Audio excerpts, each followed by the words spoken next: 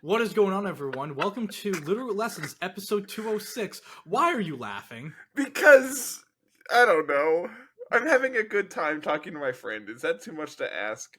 Not at all. This is a little off schedule Littleroot Lessons. Usually we would be talking about the upcoming regional in Europe this weekend. However, due to the Super Bowl and multiple tournaments, I know I have an MSS PC doubleheader, and are you guys going to the PC on Saturday? No, I'm taking this weekend off, because I want to, spend some extra time with Tiff, and, Carl is sick. Carl's Oh house yeah, is no, just it's sick as can be right now. So he messaged me today. He's like, "Man, I'm really glad we're not going because I feel terrible." I'm like, "Yeah, go get some rest, buddy." yeah. Between The him Gigas and video Bauer Dad, like our group is just imploding down right bad. now. Yeah. Um Hopefully, Dad, when you hear this, you don't have the vid. But yeah, I was like listening to the Gigas video. For those of you who are listening to this who haven't, pause, watch the Reggie Gigas video. Dude, it Carl's was on so laddering. good. It really was. Yeah, has a Medicham too, which is cool. But with that being said, you could hear like it in his voice, and I'm like, he's not doing this at 100%. And towards the end, it's like all the talking. You could tell he was definitely soldiering through it. But yeah, since we're recording on a Friday, since there is no tournament for us to talk about, since we don't know what's going to happen, we're going to do a tier list. And Yeah, it's this is, been a hot minute since we've done one. yeah, I think this is our first full Reg F tier list. And one of the things that we did do to try to speed up the process, because these episodes sometimes taking up to 2 hours, is we spent about a solid 20 minutes before recording trimming the fat. So if you want to scroll up, Carter. Yeah, let me do so. Also, stall for half a second. Yeah, so we already have some Pokemon in the Outclassed and just straight bad. We aren't going to really talk about these Pokemon. And if you have an issue, tweet at me so I can tell you that I don't care. So we can tell you, it's just bad. Yeah, none of the Pokemon here. And if one of these Pokemon on the screen in either the Outclassed or just straight up bad win, like I wouldn't even say win a regional, cut a regional, I will apologize to you specifically if you call me out on it. Okay, cool. I'm actually set up now. I forgot I needed to open Streamlabs in case Riverside doesn't work like we need it to. So I had to It happens. very impromptu set everything back up and reset up my screens. So yeah, we have 6 different tiers here. Centralizing threats, very good, solid, niche, and then our outclassed and just straight bad tiers are, like we said, already kind of set up, already gone through. Outclassed, I think, when you and I were going through it, it was just like, these are mons that, given a lower power format, would be viable in some capacity. And just straight bad are either mons that are like fine in singles in some capacity, or just like they're not VGC centric mons. Of course, like in Outside of Ulamize. in like the current capacity, and like I mean, like Lapras obviously has been good in like formats past, right? But like it wasn't because it was Lapras; it's because it had a Gmax form that was able to like set Aurora Veil. So like the things that are in Outclassed are playable in some capacity. Just they've been pushed out of the format to the point where like you're not going to see them, but like if you did, it wouldn't be overly shocking. Whereas if you ran into stuff that's just in straight bad, it'd be like, what are you doing? Why are you handicapping yourself? And then obviously there's another who knows how many mons that aren't on this tier list because they're like just not viable in any way. Yeah. So if your mon's not listed in either of those 2 tiers, and we're not going to talk about it today, that's on you. I can't help you pick your favorite mon. That's on you. Yeah. Talking about some good mons, we're going to start with a very good mon, a favorite of mine, Hisuian Arcanine, which just had a really good result in Knoxville. It was on some cut teams. I think it's a very good Pokemon. Yeah, It I is, don't think it's nearly as centralizing as it has been in the formats past because like obviously Incineroar exists, right? So like yeah, what you're doing what you're doing with Arcanine over Incineroar is you're applying a lot more pressure. You're a very offensively oriented mon, but as a result, you're also weak to opposing intimidates. So like sure you can be like choice band or like choice scarf and just like lock yourself into it damaging a move, whereas Incineroar is more of this like super heavy pivot, like super pivot heavy bond, and like you're able to apply your pressure through like fake out and still being able to like parting shot and come back in, intimidate again. Like they play two very different roles. yeah. Arcanine is hyper offensive Incineroar. I think is the simplest way to put it. Yeah, and there are some other sets, Citrus Berry sets, Clear Amulet sets as well, where you're either like running a Protect, Will-O-Wisp as a fourth move instead of like your just straight up four attacks. But in general, it is a very good mon. I think the other thing with Arcanine is that there are just there's a lot of different there's a lot of other fire types in the format, and it just comes down to a fact where unless you want to run like multiple fire types on your team, it's going to be fighting with others that might fit with another spot. Speaking of fire types, we'll actually just group the next two together. Magmar and Electabuzz, the brand new Follow Me Pokemon. I think these are both Um, fairly niche in like what they do. Um, but I mean, both of them have some sort of result. I know Wolf played in the GC, I believe, with Magmar and Galarian Zapdos, if I remember correctly. so Like, it wasn't the GC. It was a large-ish grassroots tournament, okay, and in general, like I know you played the Michael Zhang team, and that had Magmar on it as well. I think Magmar having Flame Body, being able to go Terra Grass with Flame Body, is super useful in a format that has Urshifu and Waterpon. So I think that is why between the two, I think it's slightly better. mm-hmm. But again, like it's weird where this is probably a format with so many amazing redirection mons. Where if we went back to even as early as Reg C, Magmar and Electabuzz might have gotten a lot more play because you really just had Amoonguss and Indeedee for that redirection. Where now you have Amoonguss and Indeedee are still around, but you also have four different Ogerpons that you can use, and the Ogerpons are just the best in redirectors that we have. I think we should go ahead and just like knock out the four Ogerpons here. Wellspring, I think, is one of, if not the best Pokemon in the format currently. Hearthflame is also very, very good. I think both of these are very centralizing threats to the format. I actually would go.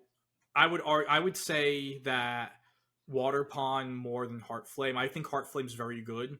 Okay. I think it's better I can than agree with that. and this is and I think this is the start of what I was saying with the fire types.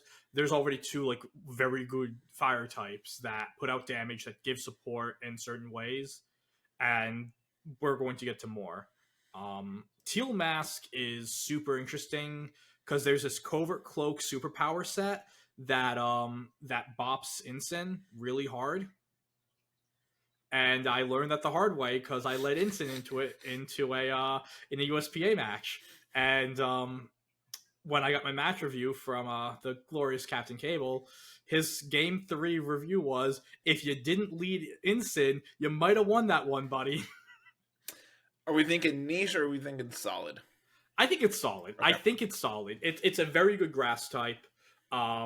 It can do a lot of different things. I actually think it is an underexplored Pokemon. I'd say I that feel the same way with Cornerstone here. I agree. I think it is super underexplored, and because of that, it's hard for me to judge what all it is capable of doing because it just seems like it feels like it's missing something, but I don't know what that something is. And I think the rock type defensively, it's good. Not like I know I had a hashtag rock facts episode where every Pokemon I talked about was like, it's a rock type, it's good because you resist an extreme speed. And while resisting extreme speed is super well, the metagame has really warped to where that the Prio Spam team that Alex Underhill used to win in Portland, you don't see it anymore.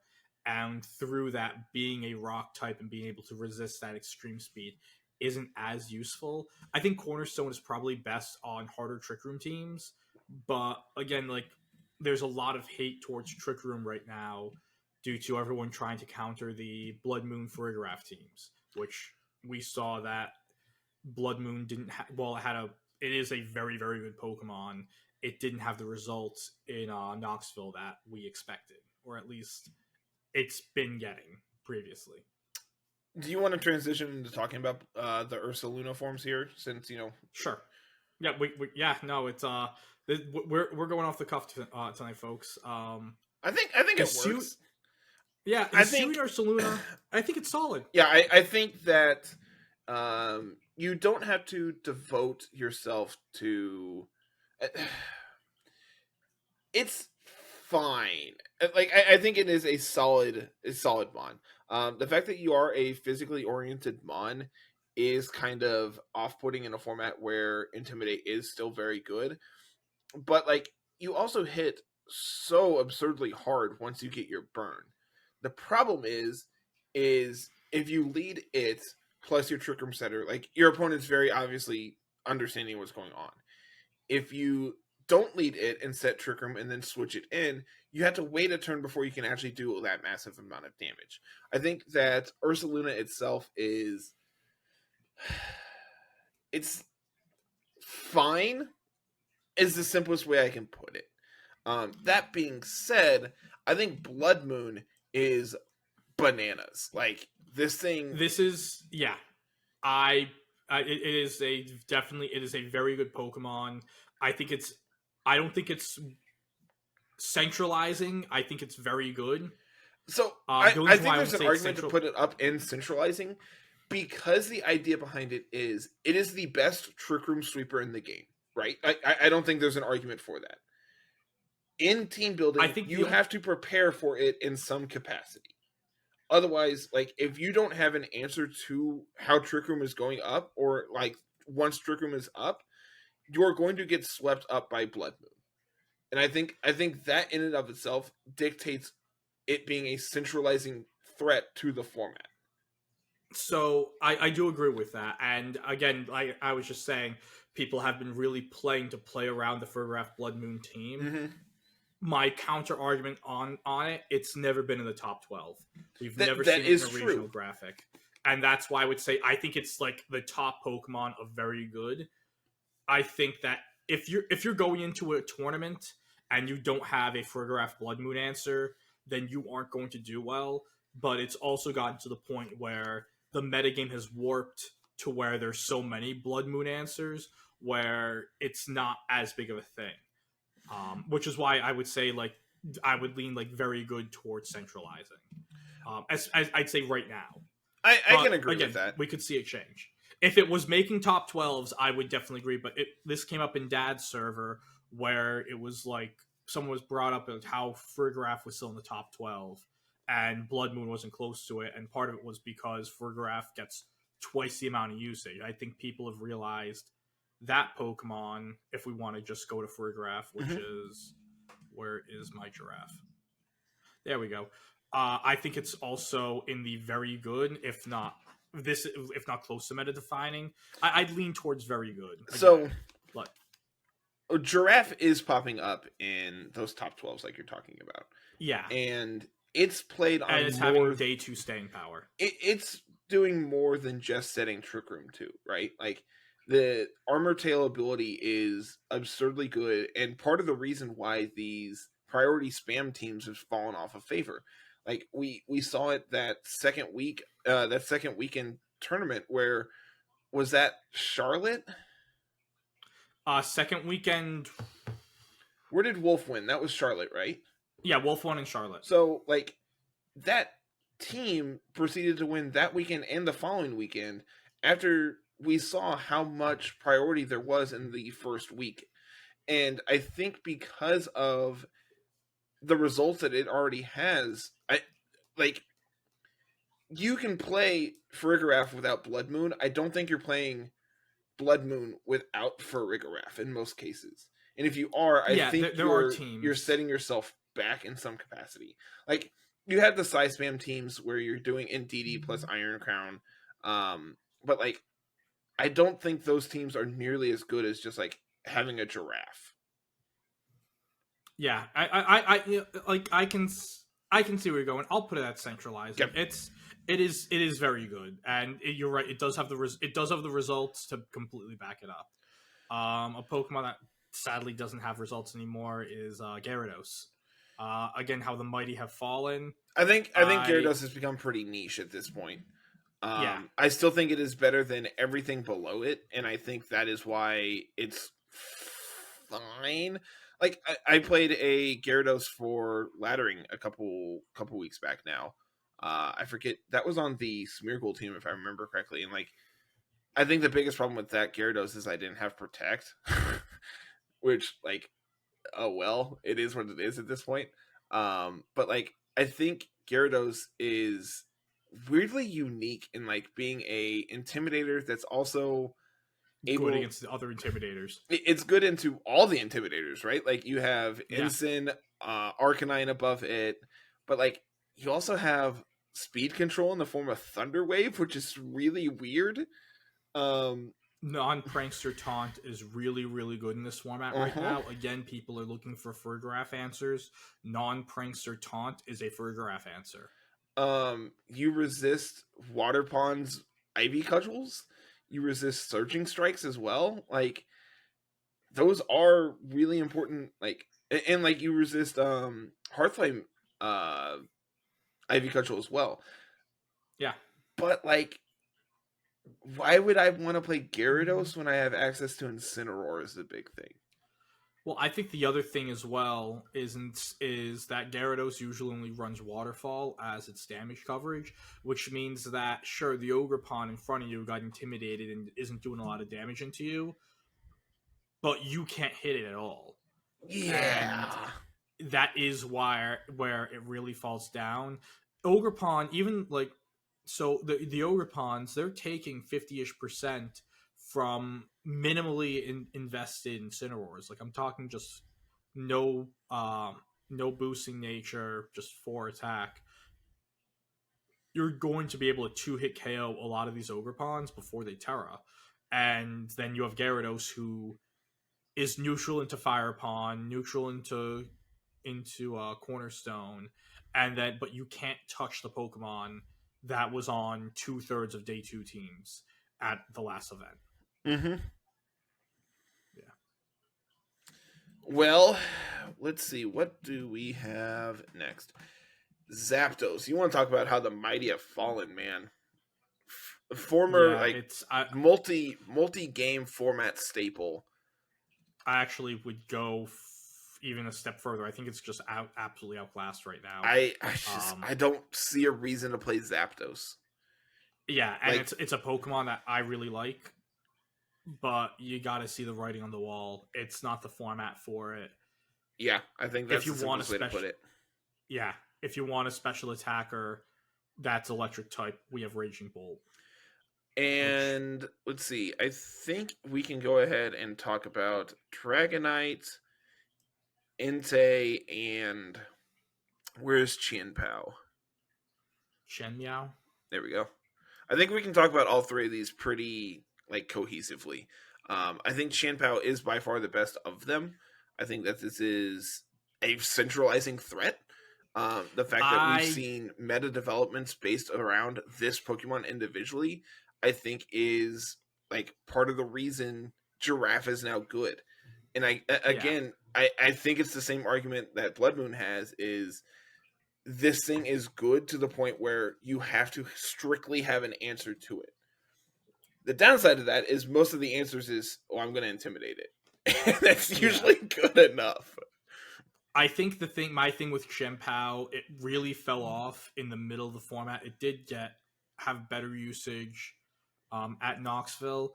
I think one of the things that it could evolve into is to potentially using like a double dark set where maybe you have the sucker punch and then something like throat chop. I think throat chop on Chien is a move that definitely can be explored upon more. It does really well into stopping the Farigirafs. And it also like it stops your Blood Moon damage. It stops Incineroar from being able to parting shot in and out. So that could be an option there, but we did see it go on a downturn. Now it's two partners, Dragonite and Entei. I think both of them are very good. I was trying to do a whole victory lap on Entei, saying, like, oh, I was right.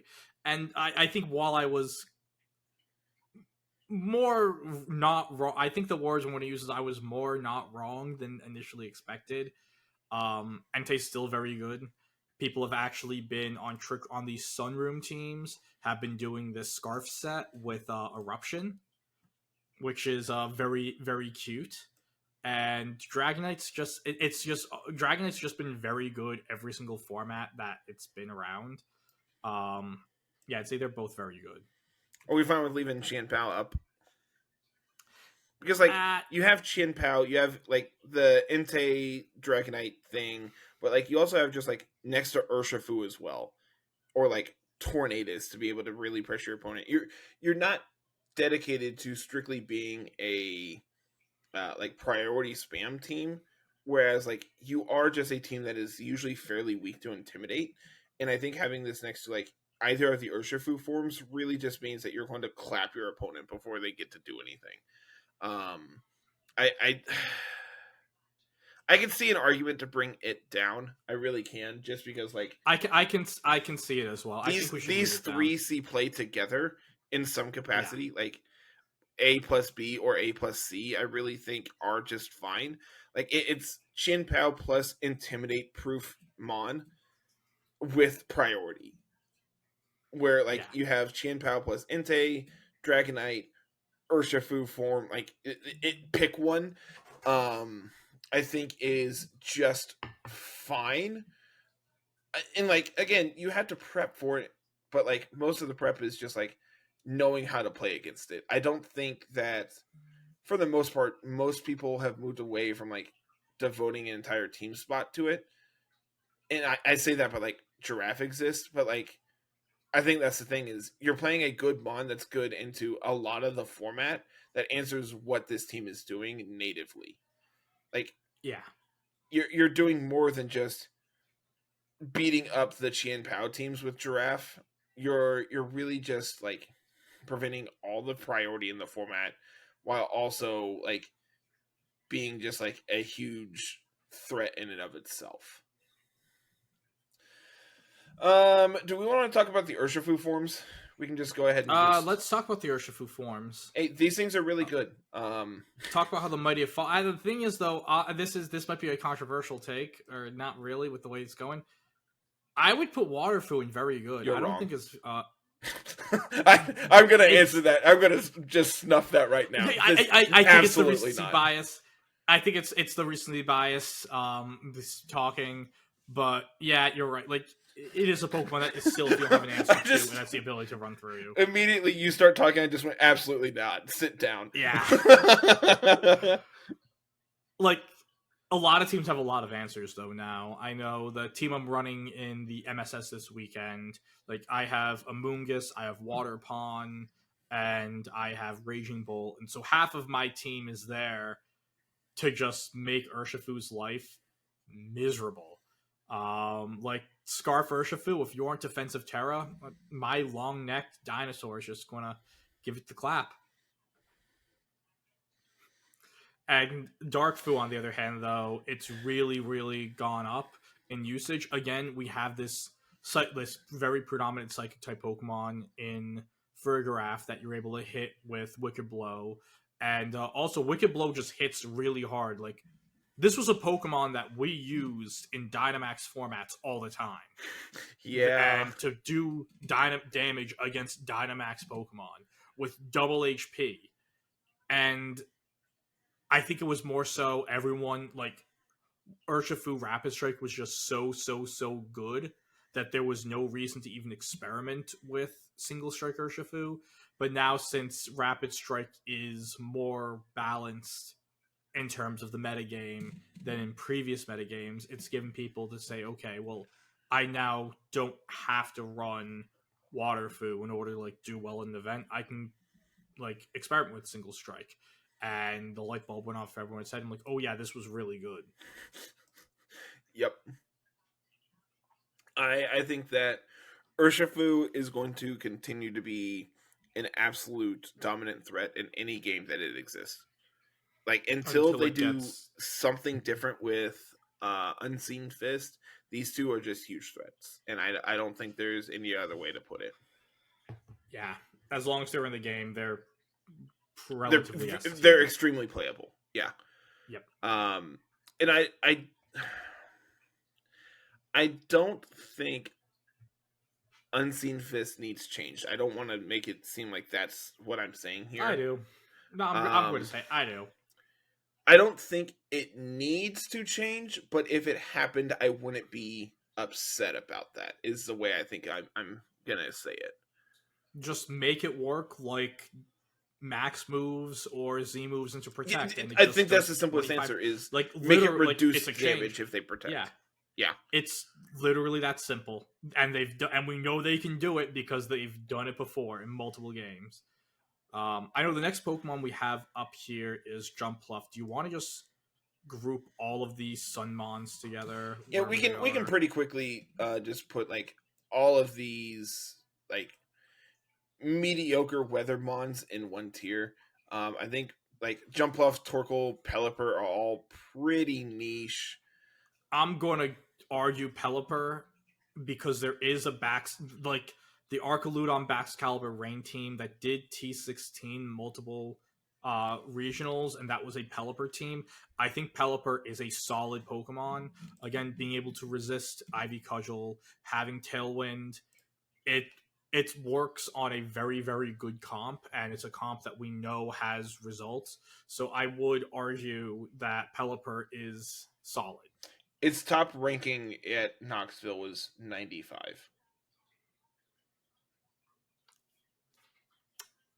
Okay, fine. I have data to back up my claim. It kind of sucks. I'm a recency guy. Looking at its chart, I have, like, Tommy's Tuesday Tours pulled up here. The last 2 weeks, it has a top 5 finish. It finished in 3rd this past week. So, like, there's definitely Pelipper stands out there giving it, like, its name, like, it's doing things with players. I don't think that means it's very good, though. Does that make sense? Yeah, and I mean, like, as we're going through, we can just grab some of the other ones. I feel bad that like the Lentar that Lenduel ran, man's been using the same exact spread for a decade plus. I want to know if it's the same Tyranitar. Because that's a thing you can do. I want to know if it is. I don't know if it is. I mean, I'll ask it. Next time I see Aaron, I'll ask him because he'll probably know. Yeah, Aaron. Like, we had a Rhode Island VGC get together on Tuesday where we planned on getting drinks and battling, and then we just talked for like 3 hours instead. And instead, all we did was get drinks. Yeah, pretty much. But yeah, so we asked Aaron about the Tyranitar, and Aaron's like, yeah, Len has used the same set for like a decade. Yep. But yeah, it's in general though, Sand is in a format with all these water types that do a lot of damage, all these grass types that do a lot of damage. It's very difficult for T-Tar to really do its thing. It takes a person who has experience in piloting the team. And with that as well, all of the abusers are in this tier as well. You're only going to see the Lilligant with the Torkoal, and same with Jumpluff with Torkoal. We did see Jumpluff slightly more because that was being used on a Hard Sun team by Pengi was using it. Like Lycanroc, Excadrill, Basculegion, and Garchomp as well. Oh yeah, thank you. I knew I was forgetting one. Yeah, all of these Pokemon are like, they're very good mons when they're in their weather. It's just getting that weather going, and they at least the way that they're being ran right now, they all are ran in that weather. It's next to the Regigigas. Found it. Thanks. Like, you're welcome. That doesn't narrow it down. I don't know where Gigas is. That's been the one Pokemon I've been like following.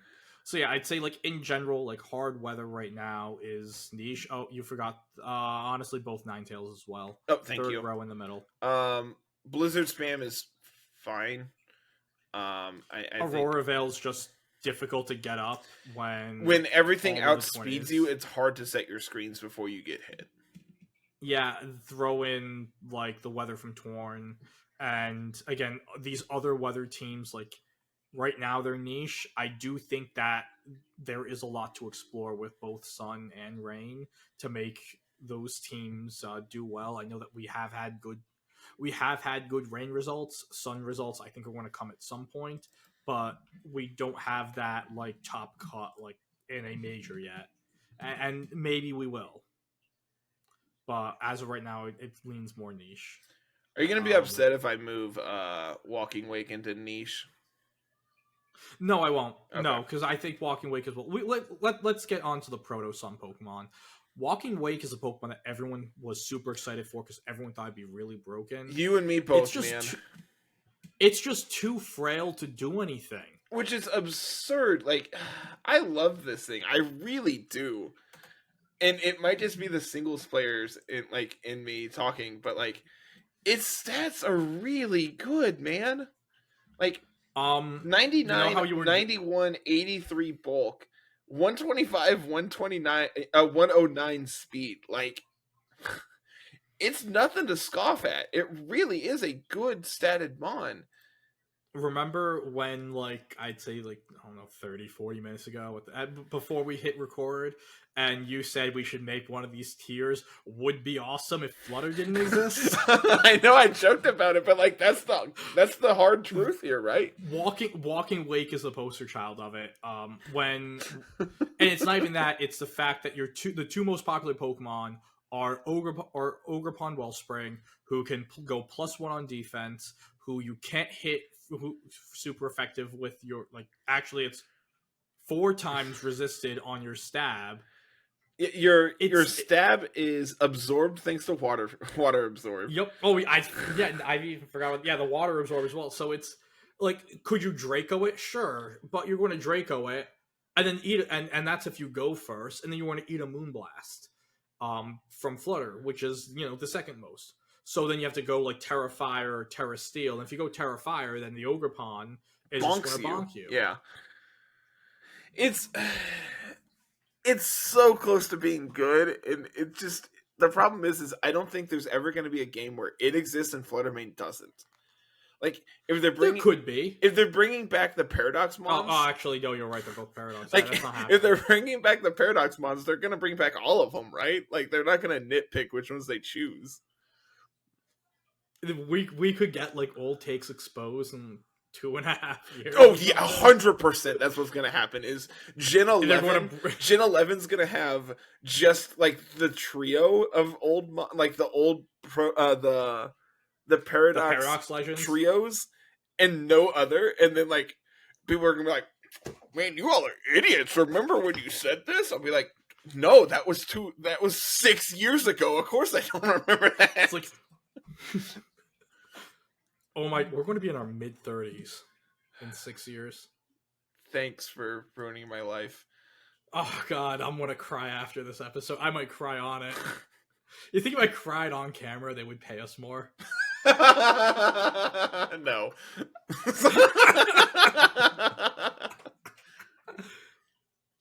let's get the other two.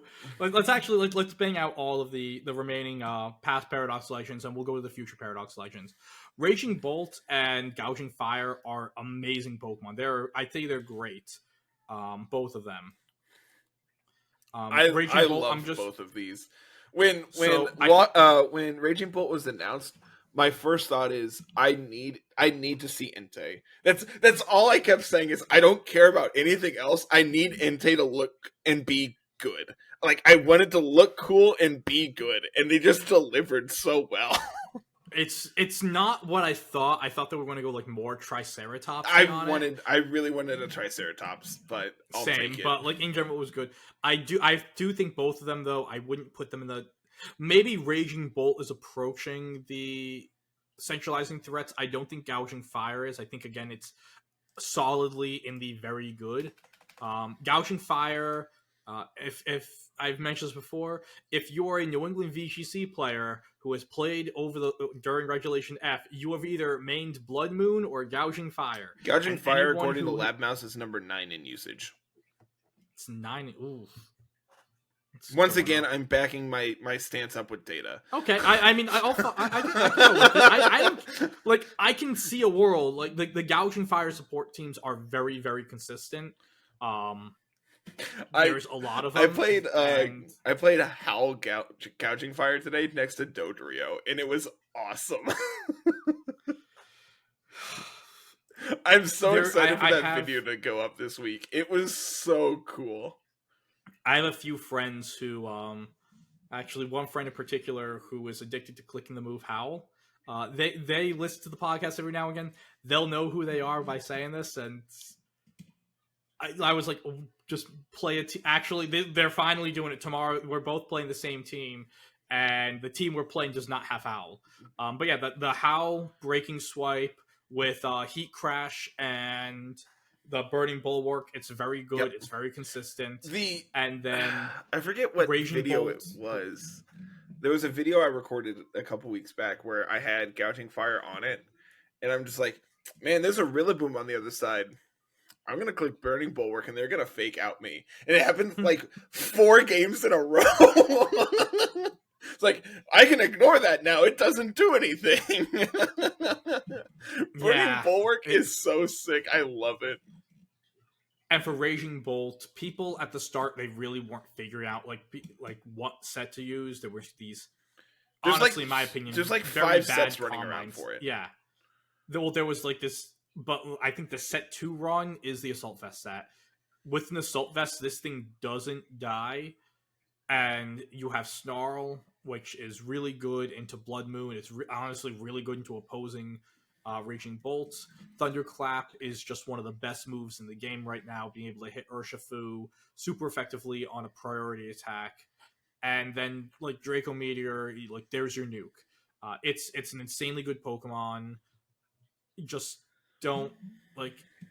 Actually, you're able to take a hit with the Assault Vest in front of Flutter. It's so like you aren't forced to Terra in front of a Flutter. But yeah, Flutter's not nice to it. It would be as amazing as it is. It would be even stronger if Flutter Mane didn't exist. So I think there are really like 4 sets you can run with Raging Bolt. There's the AV set.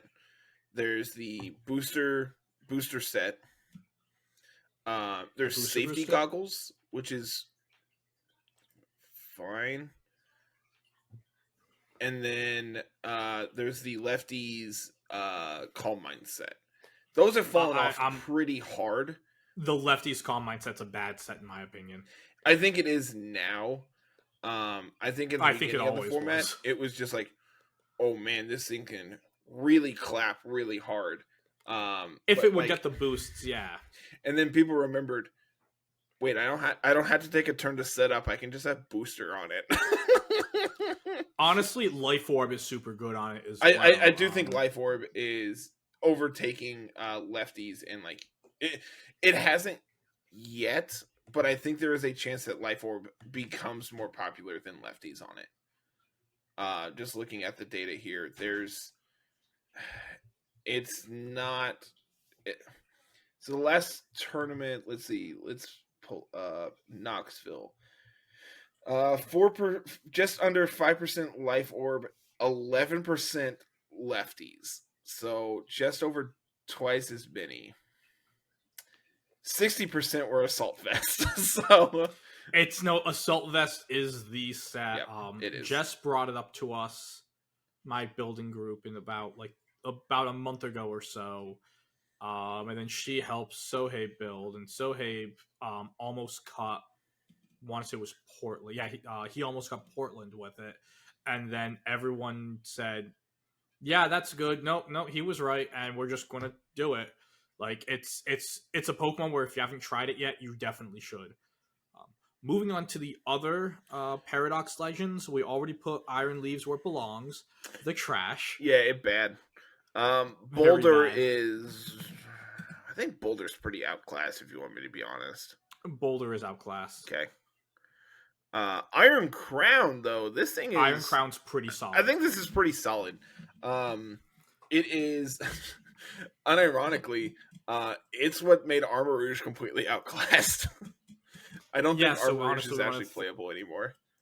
No, I don't either. I mean, it is to an extent.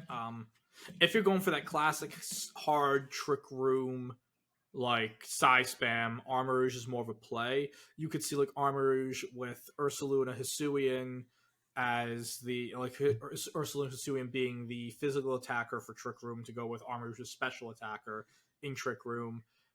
I believe there was an episode of the Oko podcast with Justin Karras and Justin Burns, and Karras ran Iron Crown at, I want to say, he ran it at Charlotte as well, and he said the reason why he went with Iron Crown as like his Psy Spam Pokemon is one of the big issues with previous with the Indeedee Armor Rouge Psy Spam is that you kind of need the Trick Room up, and you have to play that speed control game before you can play the like the damage game, where with the Iron Crown it has enough speed and its bulk is decent enough where you can just start pressing Expanding Force immediately. And you also have Tachyon Cutter, which Tachyon Cutter, depending on how you're trained, you're able to threaten Flutter Mane, you're one-shotting Chien-Pao through Sash. So having that second way, it's bout of damage is really, really good. Again, I've had a lot of experience on piloting this Pokemon by helping build with it. I helped Mia, myself, Shanish helped Mia go and build an Iron Crown team that took her to 2 day 2s, both at Knoxville and at Charlotte. Very, very solid Pokemon. I think the issue is right now is as people are starting to prep and bring in Blood Moon Ursaluna and like Farigiraf answers, a lot of those answers just double as Psy Spam Iron Crown answers. Okay, I think we should talk about more of these like top mons real quick and just kind of knock out some of these. I want to put Rillaboom up here. I want to put Incineroar up here. I want to put Tornadus up here. I think these three, definitely like Tornadus and Incin are both like very good support Pokemon. Rillaboom, to a lesser degree, is like a support Pokemon, but like also just has the potential to do a ton of damage out of nowhere. Thank you, Grassy Glide and Woodhammer. Yeah, being able to pivot with Fake Out's always great, which is why Incin's great. People talk about the damage output. Incin can do damage. You don't need to invest in it for it to do damage. I learned earlier this week, and it's actually because I was watching Pichel, who he's doing a Nuzlocke of this ROM hack called Run and Bun currently. And one of the things that came up is he has a Drapion in his current run. And he's like, yeah, I'm just going to have like Sucker Punch on this thing. And everyone's like, no, just run Knockoff. And so he did the calc, and like 2 knockoffs, even after the second one is nerfed, is still more damage than 2 Sucker Punches. So like there's a reason you're seeing Knockoff as the primary dark type move over something like Darkest Lariat, which you've ran previously, because like one, the utility of Knockoff is very good, and 2, the damage output from it is just fine. Like it does what you need it to. Yeah. It's and being able to go and use the knockoff to set up other KOs is really good. Being like, so you can go knock off an assault vest, and maybe the damage might be negligible, but that knockoff is setting up your Flutter Mane or your Blood Moon Ursa Luna picking up a KO in like a turn or two that it wouldn't be able to when the assault vest was there. It's going and mitigating damage output from a Pokemon like Lando Eye that needs that the life orb. Like it does so much for your team. Knocking off Goggles and then letting your Amoonguss, which we can also put in the meta defining. Yes. Yes. Talking about like meta defining support Pokemon. Yeah. There's a little idiot. Second row all the way to the left. I got him. There we go. Like knocking off like the Goggles to let your Amoonguss just put everything to sleep. And so it's a utility move that also does a ton of damage. And as I said earlier in the pod, a Pokemon like Ogerpon is taking around 50% from your Flare Blitz with very minimal investment. And I do know like there's some people, I believe Toller said that he actually ran Adamant Incin. I can try to find it. Sick. I love that. I was debating because we don't have like a dedicated Incineroar video. I was debating making one where it's just like max attack, max speed, and just be like purely offensive Incineroar just for the meme. Just be like, Incin can do more than just be a support Pokemon. But in reality, I don't think that's good. I don't think that's a good idea. Like Incin's biggest thing is like being able to get a fake out off, parting shot, knock off your thing, click helping hand for some reason, like and then if need be Flare Blitz to do a ton of damage and pick up KOs. Like Incin's good. I have really nothing else to say. If you haven't heard us gush enough about Incin, go listen to the last 150 episodes. Like I don't know, man. It's been forever since this thing has been good. Like it's always Incin upsets me. Can we talk about ever since else? It got Intimidate? It's always been good. It was playable before that. That's the worst part. It was playable, but it wasn't good. It had results. That's the part that upsets me. Talk about something else. We're going to talk about Tornadus real quick, which we put it there and haven't talked about it yet. Guys, super fast Tailwind. Awesome. Really great. To be able to just have very consistent speed control in that sense is always going to be amazing. Bleak Wind Storm is a stupid move that shouldn't have existed because Tornadus didn't need any more help. And honestly, Bleak Wind Storm is the main difference on why Whimsicott isn't really pushing Torn as like best Tailwind user, because Bleak Wind is just, I know it's everyone like to talk, it's like it's a roll, it misses. You can mitigate that by just running your own Rain Dance and just setting yourself up, or just the fact that once your Tornadus sets up that Tailwind, anything else it does is just gravy on top of it. To have that spread move that could also lower speed, yeah, sure, it might miss it every now and again, but like for every miss you get, you're also going to get a speed drop that wins you a game. So, you know, you win some, you lose some, it evens out in the middle. It's a great meta defining mon, and it's one of these Pokemon that is always going to be amazing as long as it's legal. Yep. Yeah, I mean, I think these four are just like absurdly good, and I feel like because they are older mons at this point, we've preached the success of these four over the last however many episodes we've had. 206. Yeah, they're good. They're going to continue to be good. Let's see. Things that have kind of fallen off the face of the earth. P2. P2 has been, it's been having a good, a little bit of uprising. I think it's very solid right now. You have that, like the P2 Amoonguss balance is definitely a thing. It has that, the top cut, Avery from Avery top cut with it in Knoxville. Who knows what the Spanish players would have done with it if they didn't gen or clone their entire teams?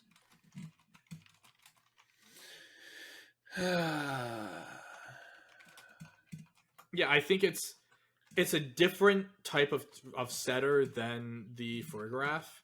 I think you have a little more offense in it, being able to get a download boost to go +1 immediately and not having to run an item like Throat Spray and set up that way is very, very interesting.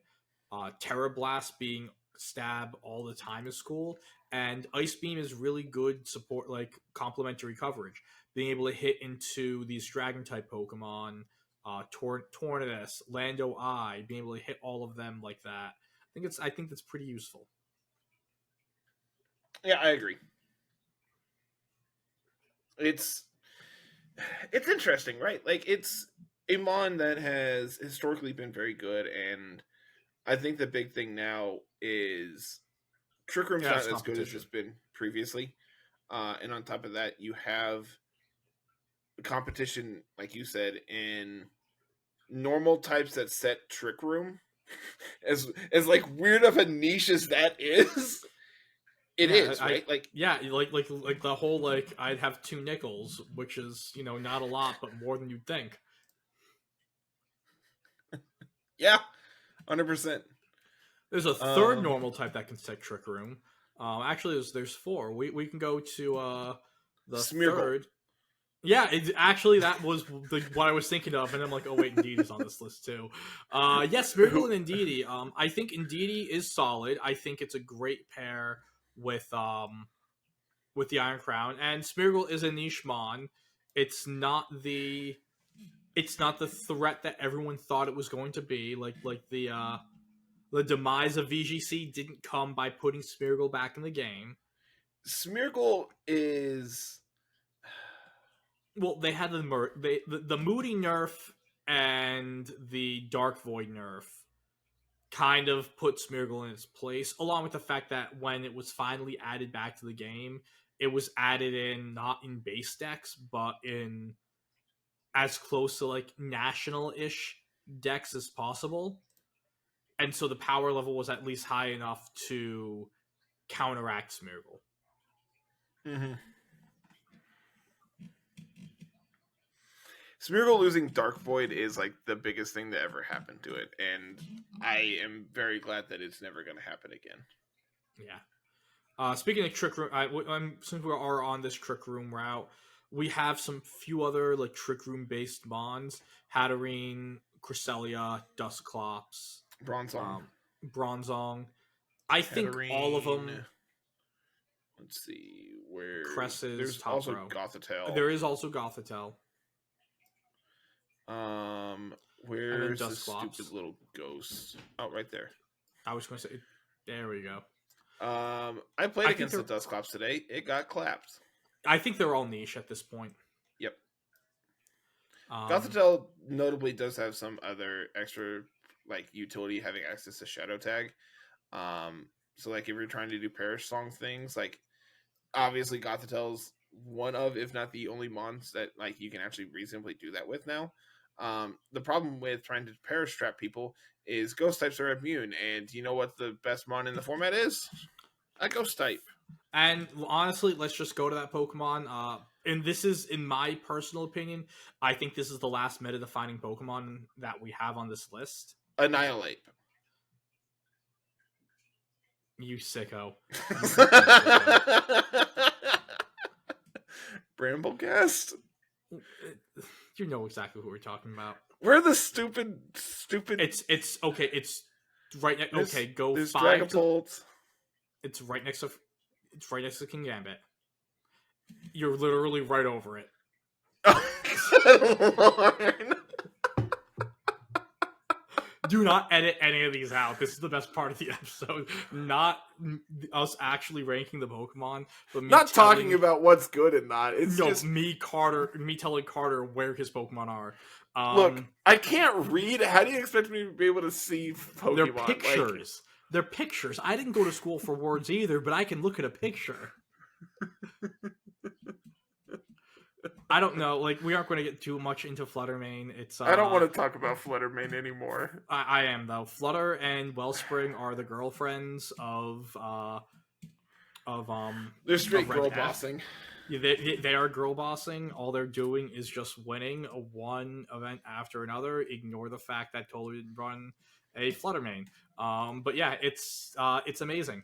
It does. It's weirdly enough, I think it's actually the best form. It's the most powerful it's been in any format.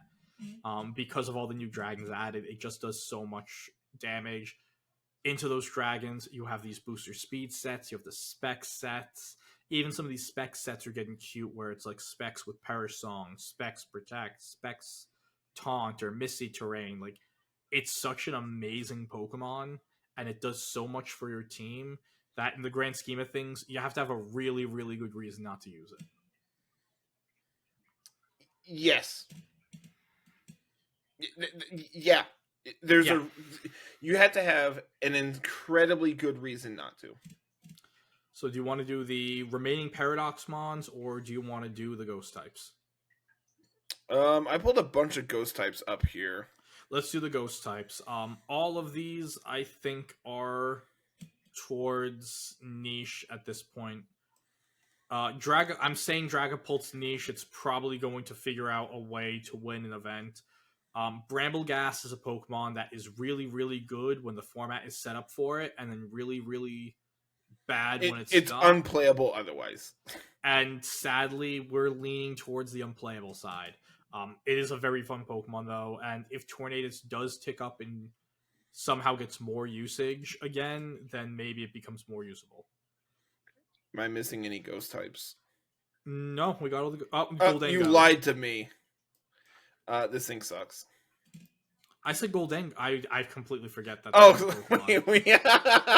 We just completely missed Goldengo, who's actually the only one worth talking. This is a very good Pokemon. Yeah, 100%. And I think it is going to get a lot better because of the fact that you can run Terra Fairy to have an immune against all the dragons, and Amoonguss is increasing in usage more and more. And what's good is that Goldengo just sits in front of the Amoonguss and just doesn't care. You can't put it to sleep. And Amoonguss isn't eating a +2 Make It Rain. Goldengo is definitely like right there for like very, very good Pokemon. And it always happens every single format where we're like, ever since we got Flutter, where everyone's like, oh, nope, Flutter, Goldengo's dead, screw Goldengo, it's bad. And then as the events go on, we're like, wait a second, this thing's still great. You can run it with Flutter if you want, for all that, like, for all you care. But yeah, it's a very, very good Pokemon. I don't really think I have much more to add. I'm going to be real honest with you. Goldengo is a mon that's been good since it came out, and yep. I don't see that stopping anytime. I think it was you. It might have been on the cast this past weekend. They were talking about. I'm pretty sure it was on the cast. They were talking about just when you think Goldengo is out, it comes back again. Like. Mm-hmm. Just when you think that Goldengo is done, it finds a way to come back. Yeah. I almost ran it for for another thing that I have, like, for my USPA match. The team it just didn't click with me, but it's not like I'm going to give up on Goldengo. So since we're kind of going to this on a type side, do you want to, or like groups? Let's talk about these genies real quick. We can bust out all 5 of them that are left. Yeah. I think Thundurus is pretty bad. I honestly think you can say Thundurus is pretty outclassed, especially Therian. Yeah, Thundurus is outclassed, and honestly, at this point, Therian and Incarnate are both outclassed. You wanted to talk about Enamorus. There we go. Enamorus, Therian. So Incarnate is outclassed. Therian, I think, is pretty niche. It has, I know, like, yeah, it's you have to deal with, why not just use Flutter? It has Overcoat, which we were just saying how good it is to be immune to Spore with Goldengo. Enamorus can do it. Enamorus is a slow Pokemon, able to put out really, really great damage in Trick Room. I think one of the reasons why it hasn't really been explored as much is because of how difficult it is to get a 0-speed Enamorus. And with, especially over the last 2 weekends, which with what's happened in events, people are probably not going to be experimenting with a Pokemon that they can't guarantee that they'll get legally. There is an event going on or upcoming in Pokemon Go that is going to put Enamorus in raids, while the speed IV for Pokemon that are transferred up via Go is completely random. The 1 in 31 chance you get of getting or 1 in 31 chance you get 1 in 32. Well, 1 and 0 are the same. Oh, you're right. So 1 in 16. Actually, yeah. Jesus, I say my math. It's better than it's better than what you're getting playing Pokemon Legends. So I think that just with the potential accessibility of it being increased, people might have more of a desire to experiment with the Pokemon, and that's where I'm saying where it might go from niche to solid. As for the Genies, I think Lando I is an insanely powerful Pokemon that is always going to be around. It's not meta warping, but it's always going to be there. And this sounds weird for me to say. Lando Therion's it's kind of outclassed. I was going to put niche. I think niche is correct, which is absurd to think. And I even feel really bad saying niche. What happened? Man, I don't know. That's the part I don't understand is it was so good for so long.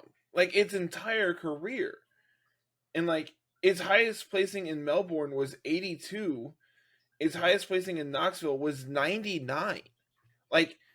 This is a Mon that didn't day 2 and won Worlds how many times? I don't understand why Lando's not good. And I don't want to think it's just because, Urshifu exists, because, Ensign's thriving in this format full of Urshifus. I just really don't understand. I think that's super... I think what it is what else are you doing for me? And one of the issues that Landorus T has, especially on the damage side, you're a ground type, but your main attack is out of your main attack's Rock Slide. So Rock Slide, you aren't getting the stab. If you want that really, really powerful stab in Terra Blast, you have to commit the Terra to the Pokemon. And is it because you're just outsped even with Scarf? By a lot of and then if you aren't Scarf, then you're definitely getting outsped by the Ogerpon, who even at -1 has a shot at bopping you, especially with the Terra. I think it's a mix of that, and then on the other side, just for ground damage, we have they're special attacking ground types. We have 2 ground types in very good and another one in solid that put out just more consistent ground type damage, if that's what you want to do. The special type damage is also just better in this format because of the other Intimidators. Landorus, as great, while it's putting its Intimidate out, Lando getting Intimidated itself is really bad. Except if you run the Clear Amulet set, you really struggle against your Water Ponds and your Urshifus, which just isn't good. So it's more of a damned if you do, damned if you don't. And what I really have to say is you have the VGC haters, the competitive Pokemon, no one's creative and everyone just uses the same Pokemon that pull up the same exact Worlds 2015 top 8 where every team has Landorus.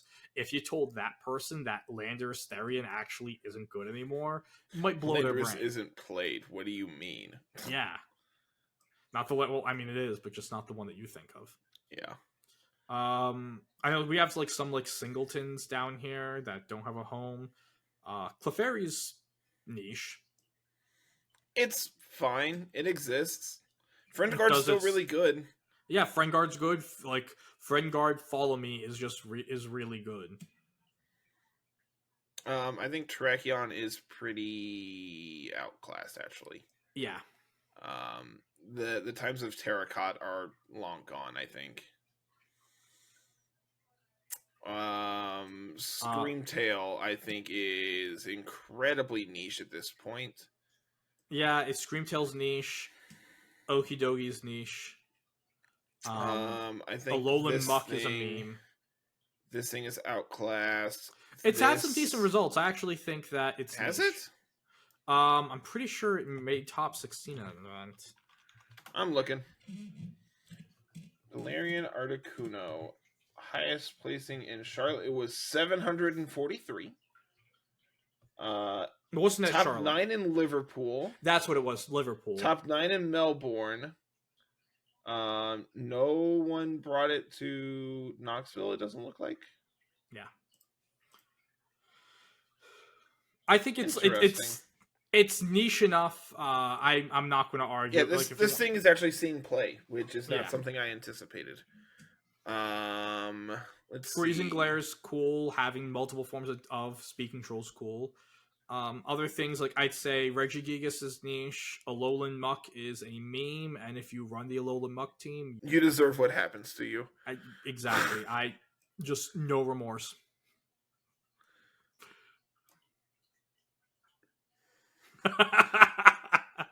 I was gonna make a new tier that's just stop it, get some help.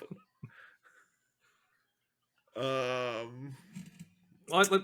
can go. I have a bunch of dragons right here together. Do you want to talk about some dragons? Sure, let's talk about some dragons. Starting with the Lati twins, Latios came out in Reg F on a heater, and I think is no more than a solid Pokemon right now. I think both Latios and Latios are pretty solid. Yeah. Latios actually has the better result, which is crazy to think of with Michael Zhang. Latios, it's a bulky Tailwind setter, which is super cool. But one of the things that we expected at the beginning of a meta, more of a Water Fu centralized format, and is turned into more of a Dark Fu format, which is not good for your Psychic type. I think the Arch. I want to say Hydrapple. Oh, the Hydrapple. The Hydrapple I think is just straight bad. It's so upsetting because this mod is so cool. I might message Carl this week and see if we can get Hydrapple on for next week.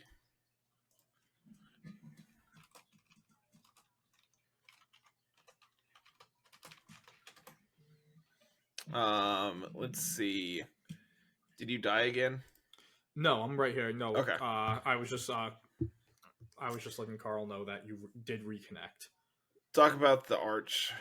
I think the Arch is a solid Pokemon for now. Like, it's solid with potential. It has all the tools to be super, super good. Except it just doesn't have the Western results. I know it had a bunch of top 8s in Melbourne. I'm sorry, I'm a hater. I don't think the Australian meta is real. I don't think it actually affects everything else. They had a Clefable made top 6, came in 6th place in Brisbane. Like, everything's thrown out. In general, with Archaludon, I think what's cool about it is it does have potential play outside of Rain. There's this Body Press, Heavy Slam, Snarl, and Dragon coverage set with Assault Vest going around that kind of runs very similar to the Assault Vest Raging Bolt. But you are also able to stack defensive boosts with stamina and have that ability to use Body Press as damage output. I think it's a Pokemon that needs to be, whether it's in that role or in the Rain role, can be explored more. And maybe once people figure it out, it can pop up into the very good. But as of this recording, I think it's just a solid Pokemon.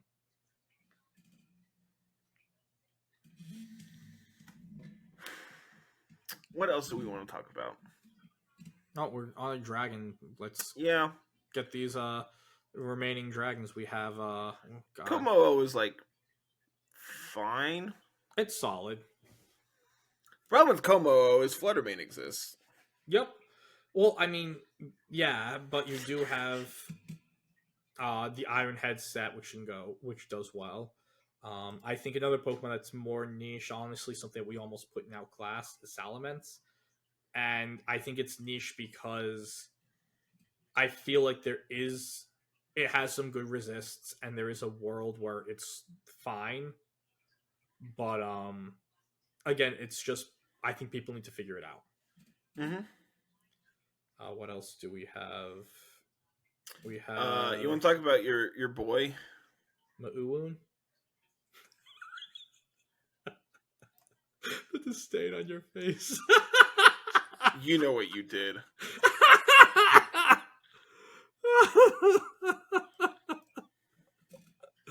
Oh, this is the best thing ever.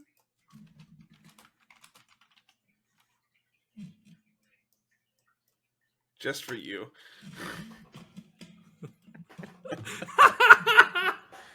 Okay, you know what you did. So I'm running. I can't even talk. I'm running Roaring Moon tomorrow.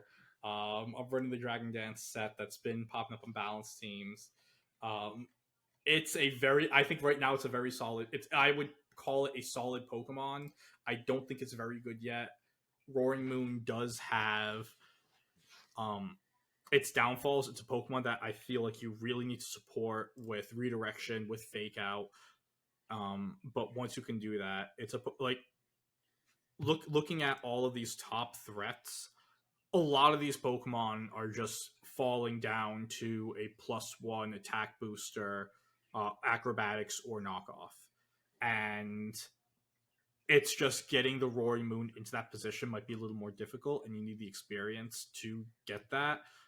But if you are able to, it can really just run through the format, and even defensively, being able to have resists on Flutter, resists on Incin, resists on Rillaboom. It's very, very useful.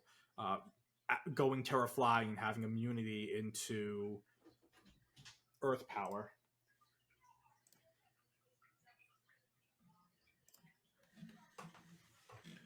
Did he die on me? I'm terrified now. No, one moment.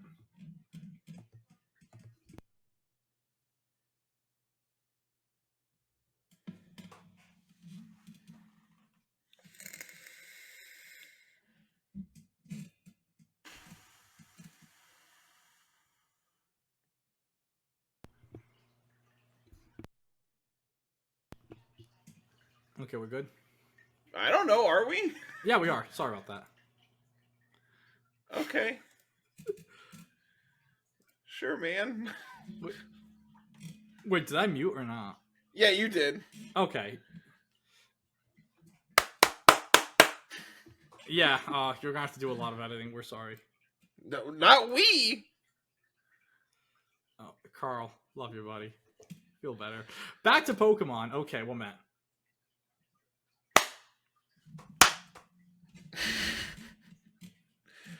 Baxcalibur. I think it's also a very solid Pokemon. It has a result this season. It's been used with our Charladon on the Rain team. It top 16 in Knoxville, and in Melbourne it finished 80th. Oh, it has second. It has second place in Liverpool. I knew it did something. I couldn't remember what it was. Yeah. Bax slaps, man. Yeah, it's a very solid Sword Stance up, and you're just like going to town. You don't even need the Sword Stance. You're able to do a lot of damage. That is true. That is true. But like, if you get it, if your opponent gives you a free turn, you punish them so absurdly hard. Yeah, and I think it reminds me a lot of like the Sword Stance Kingambit sets that have been running around. Like, you get a single turn and you just make them sad. Yeah, and I think the other thing with it is there's a lot of it's similar to Roaring Moon in that sense where you have to get that support and that positioning in there to do well with the Mon, but once you get that set up, you're golden. Last dragon type is Regidrago. Yes, it is the last dragon. And actually, no, we have Goodra as well. Yeah, but I grouped it with the steel types. Yeah, okay. Well, Regidrago, I think, is actually pretty solid too. It's a solid Pokemon. It's not as great as it was in Regulation E, but the damage output's still really, really solid. Being able to put out just a ton of stuff with Dragon Energy is just great. And then you also have some great coverage moves, whether it's your Terra Blast or the it had a top 16 in Melbourne. Yeah, I think it might have had a top 8 in one of the American regionals. So the tournament standings, let me see if I can. There we go. Brisbane, it finished 4th. Stuttgart, it finished 2nd. San Antonio was 5th. Portland, there we go. That's Reg F, right? Mm-hmm. Yep. Finished 3rd in Portland, 6th in Liverpool, 13th in Melbourne, and 34th in Knoxville. Also, 67th in Charlotte. But, we don't need to talk about Charlotte. No. Yeah, it has results to its name this season, which is, in and of itself impressive. Yeah, going to the next group of Pokemon. Last Dragon. It's niche. I don't think it's very good. I actually think you could put it down here in Outclass, but you said you didn't want to, so you had to talk about it. Okay, so Iron Defense Body Press not being able to crit is always very, very good to have. Being a Steel type is awesome to be able to just bonk on Flutter. Dragon type is really great defensive. Steel Dragon is just an unbelievable defensive typing to have right now in this format. The issue is, again, it needs a ton of setup and a ton of support for it to really get damage out, which means that it's going to make... It's you're going to get a lot more mileage out of using another Pokemon than it. Even on the Iron Defense Body Press side, Komao is just a better Iron Defense Body Press Dragon.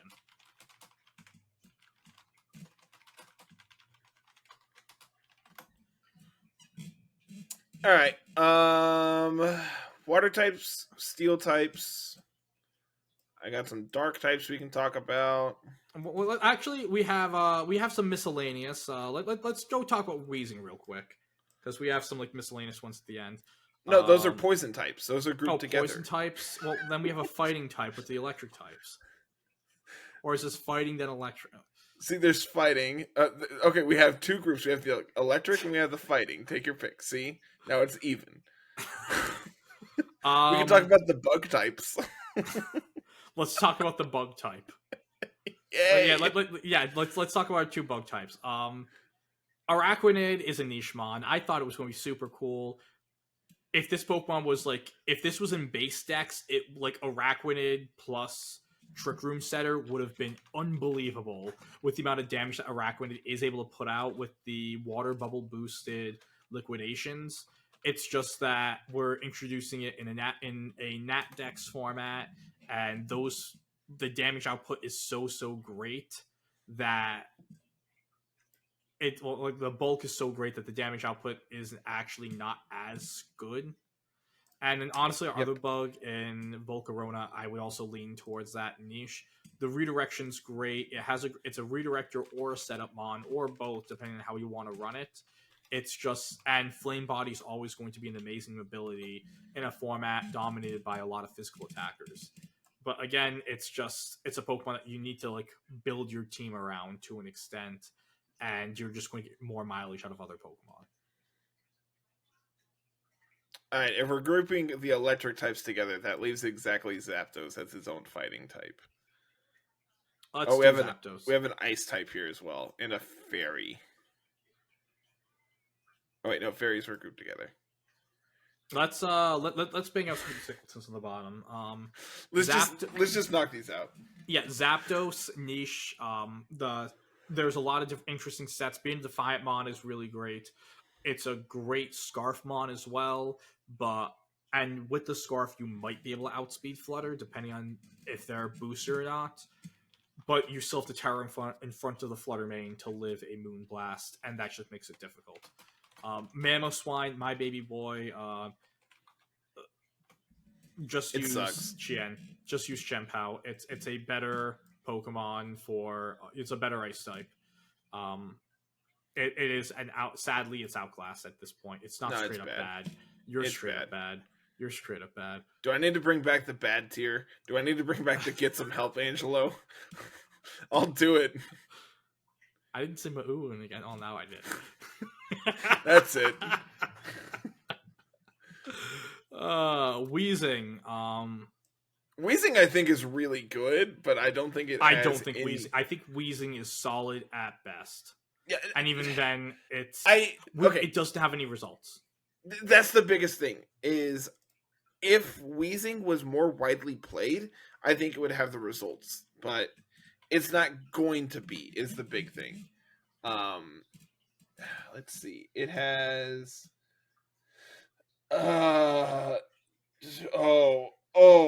Its highest placing is Melbourne at 15 and Knoxville at 27. Okay, so actually it's on the uptick of playability. So and I will note that the ones in Knoxville were Galarian.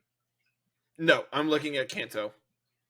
Oh, there were some Galarian. I think the Galarian ones had the better results. Maybe it was Charlotte Incorrect. that had the results.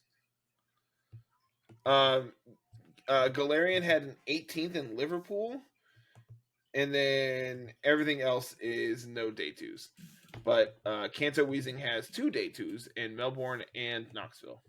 Okay, well, I'd still once again, I have data to back up my claims. I don't have lab mouse up. I really should have thrown it up. I was just going by memory. What else do we have? I think Weezing is pretty niche, but I do think that it is. I think it is better than what the results that are given it. I could give it that. Again, I think it's a Pokemon that can be explored. A lot of teams really rely on their abilities right now, but with that being said, the Weezing, it needs to do more. Glim is definitely solid. It's a really great special attacker. Who knew that giving something power or a meteor beam would make it really good? It's just the meme of, haha, I'm in danger. You're Incin? It's a delete button. Gouging fires, nothing's living it. And we've seen it before with Nihilego, and while Glim doesn't have the boosting ability that Nihilego had in Beast Boost, I think it has just in general more balanced stats. Well, that's the poison types. Electric types, let's knock these out. Eliki sucks. Eliki is outclassed. And I think at this point, I think Hands is solid. I agree. It's not getting amazing results, but it still is a relatively good Pokemon. I think people just have to figure out the sets and the teams that it's going to be played on. The amount of special attack and ground types also doesn't help it. Got dark types, water types, steel types, and a fairy. Whimsicott. Whimsicott is... Whims is solid. Whimsicott's kind of outclassed, if you want me to be honest with you. I think there's still... Has it even seen camera? Has it been on camera all this season? I'm not sure. I still think it's the second best Tailwinds Prankstermon, and it has a lot of great support, which is why I'm going to say it's a solid Pokemon. It has 3 day 2s. Okay. Portland, Knoxville, Melbourne. 24 is its highest placing. Well, it's on the up and up. At day 2, the 2 most recent events.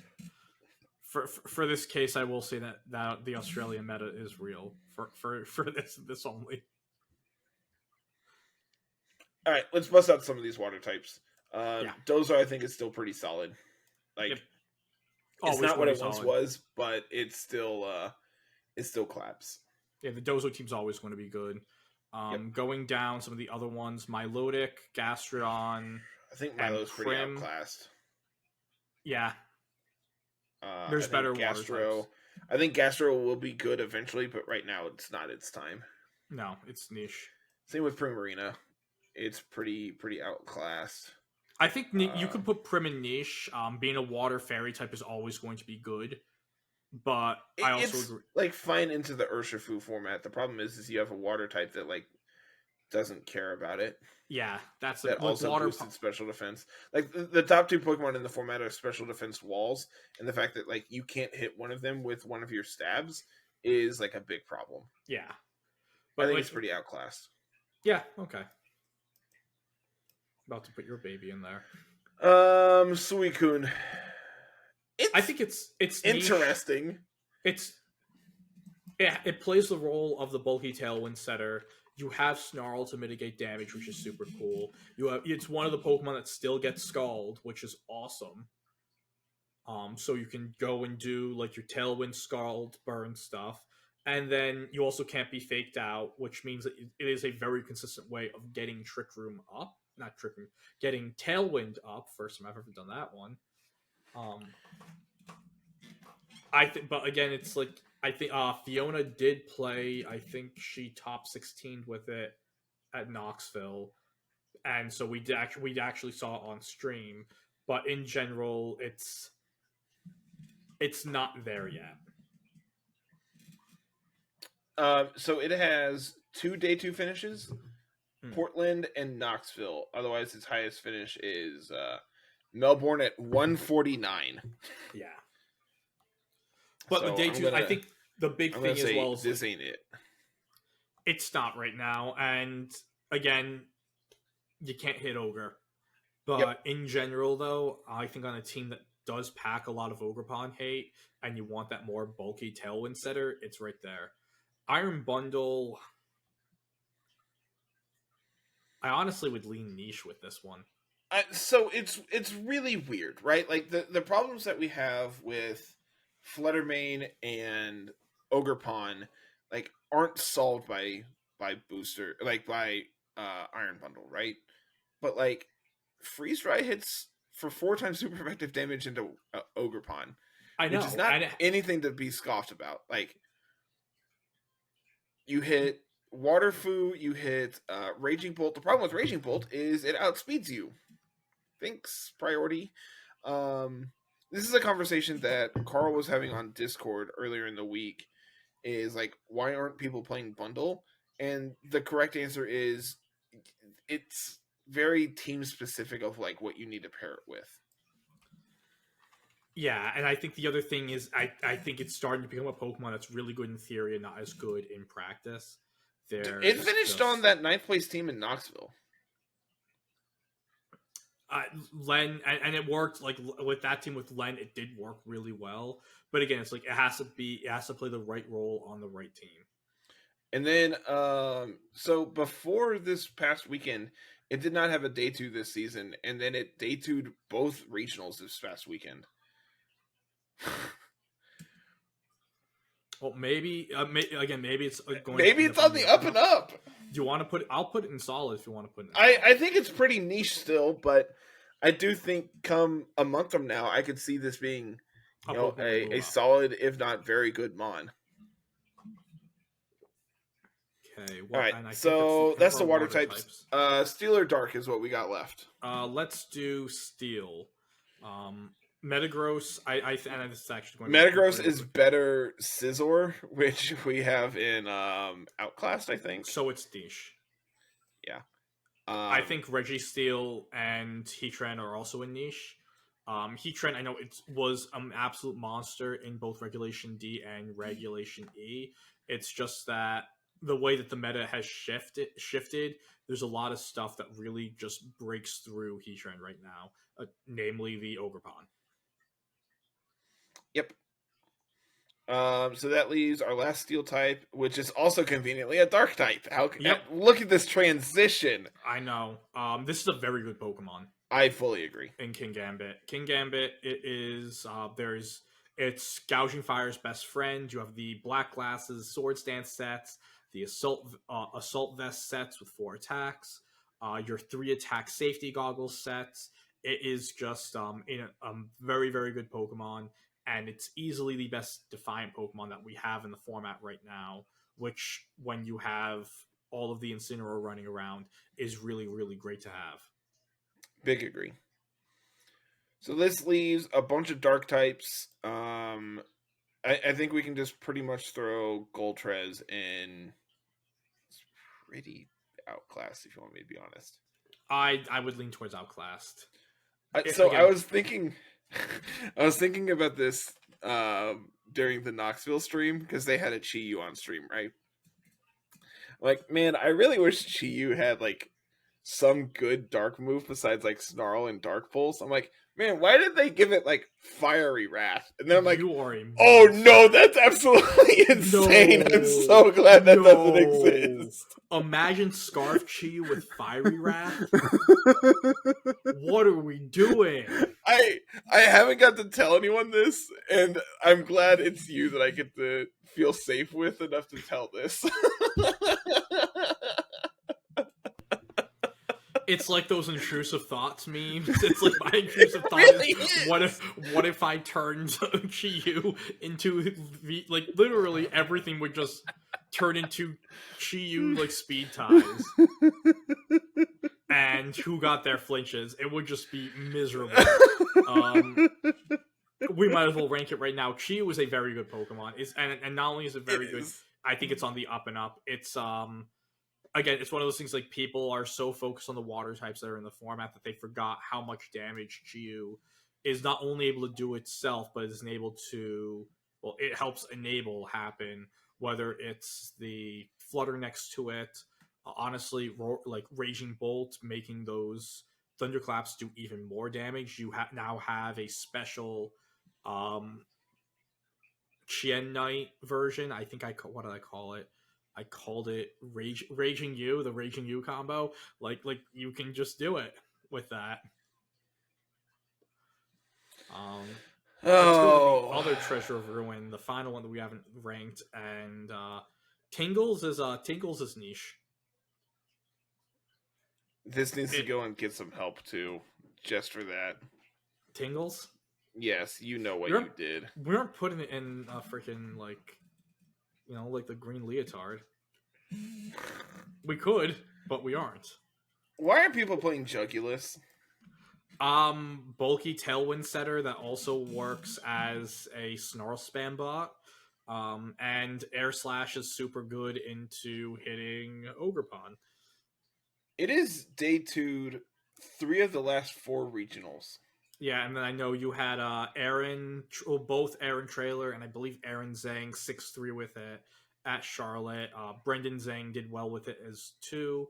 Running it as the Tailwind setter on their Blood Moon Tail Room team. So like instead of using Torn, Jugulus was the enabler of the fast mode. Like again, like Snarl Air Slash, it's just good. Being able to having like fast Snarl to mitigate damage against Specs Flutter, especially if you have a defensive Terra, it's just really, really good. I am currently going through and looking. Yeah, Aaron Zhang and Aaron Trailer both won 6-3 in Knoxville with it. Playing the exact same 6, it looks like. Yep. And that 6 is what Brendan Zhang used in Charlotte. Shout out to Aaron Perez, 27th at Knoxville, 9-5 record with Wheezing Iron Jugulus. Oh, is that the Wheezing Iron Jugulus Blood Moon team? Yeah, no Blood Moon. No Blood Moon. Okay, I thought there was one with there was one like Wheezing team with a Blood Moon on it. This one ain't it. Okay, well, where are we putting this thing? Where did we decide? I'd say it's solid. Okay. And then finally, the last Pokemon, Grimmsnarl. Do you remember like 2 years ago where I went on a rant about how much I hated Grimmsnarl? Yep. I love Grimmsnarl now. Happens. Remember when the leaks were coming out for Scarlet and Violet, and everyone saw that Grimmsnarl got Parting Shot, and everyone was saying that was going to be more busted and broken than Incineroar? And it doesn't even run it. Yeah, no, it's VGC players really know how to take a solid look at what the metagame is going to be and kind of like figure out like this is also good. One that needs to go in that would be better without Flutter Mane tier. Absolutely would be better without Flutter Mane. Well, I think it just like the issue with screens in general is that the Urshifus always crit, And then you also have the Ogerpons that Yep. crit 30% of the time. Yep. So that's our tier list. That is a lot of Pokemon that we ranked. Almost 100 of them. As close to 100...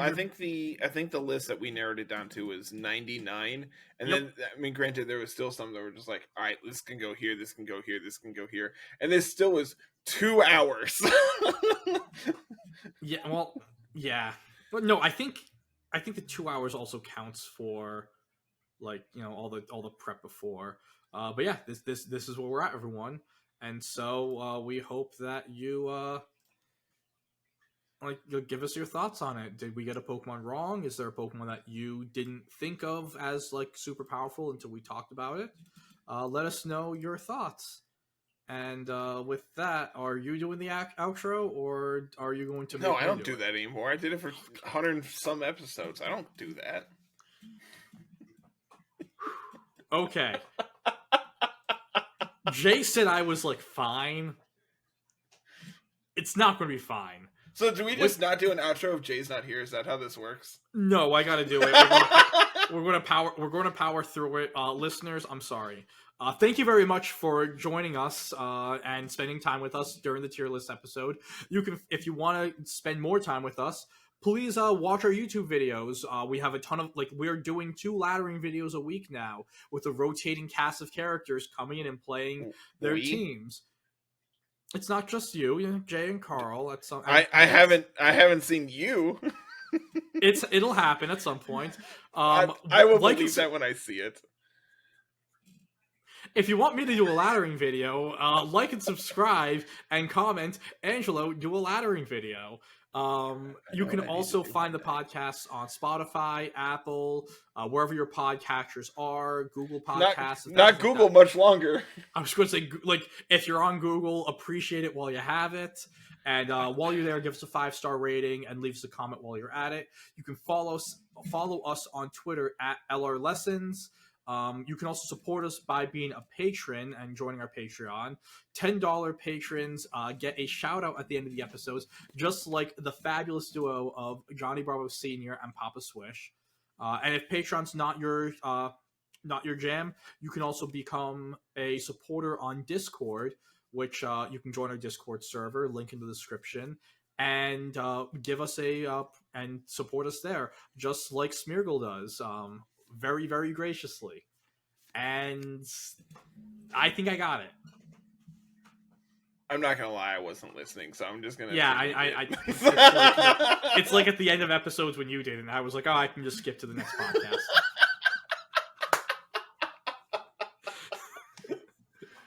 And with that, folks, thank you very much for joining us, and have a great week.